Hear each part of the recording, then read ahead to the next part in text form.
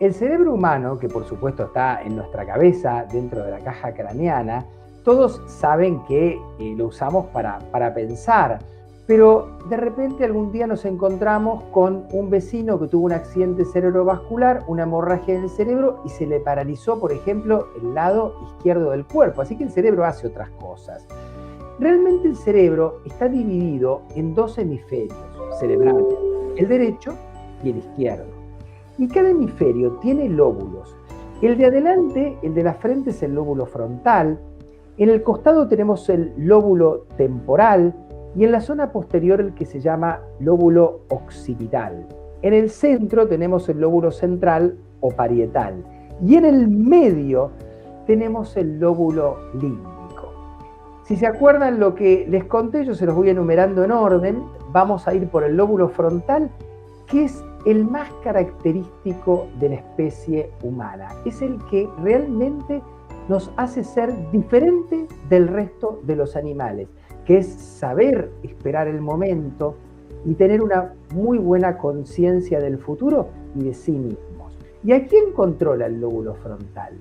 Controla mucho al lóbulo temporal y sobre todo al lóbulo límbico, que es el que maneja las emociones. Por otro lado tenemos el lóbulo temporal. Es interesante porque tiene muchas funciones. Y acá hay una cosa rarísima, Diego. Parece que en la medida que el cerebro se va haciendo complejo, los dos hemisferios se tienen que diferenciar. Y no es exactamente lo mismo el hemisferio derecho del izquierdo.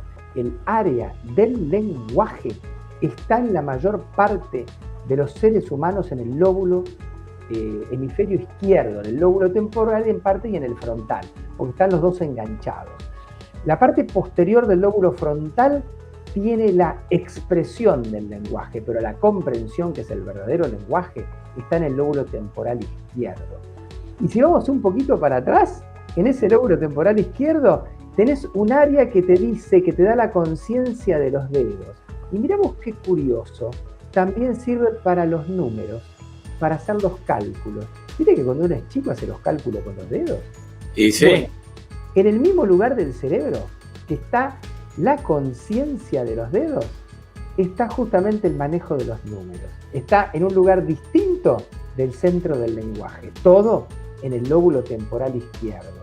Si nosotros nos vamos a los occipitales para atrás, tiene mucho que ver con la visión.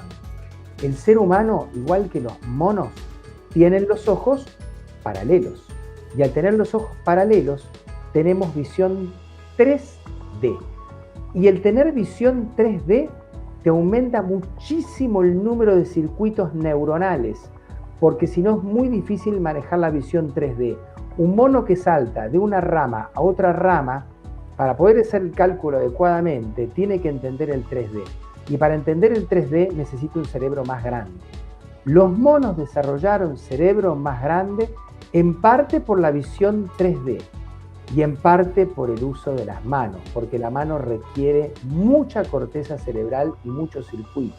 La mano y la vista son los grandes responsables de que en un principio comience a crecer tanto el cerebro. Y el tercer factor fue el lenguaje. Y cuando el área occipital les contaba que tiene que ver con toda la parte visual, en nuestro caso con la visión 3D, cuando nos vamos ya a la parte del centro y arriba, los lóbulos parietales, eso tiene que ver con la conciencia de corporalidad. Cuando uno cierra los ojos, si a uno le tocan una pierna, uno sabe que le están tocando el muslo izquierdo, por ejemplo. Y además uno cuando camina no se choca los marcos de las puertas, uno pasa adecuadamente. Eso es la corporalidad. Incluso la corporeidad.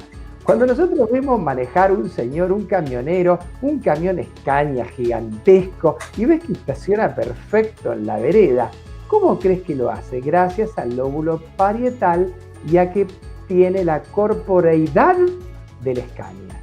De ese, Mirá vos. Y eso gracias al lóbulo parietal.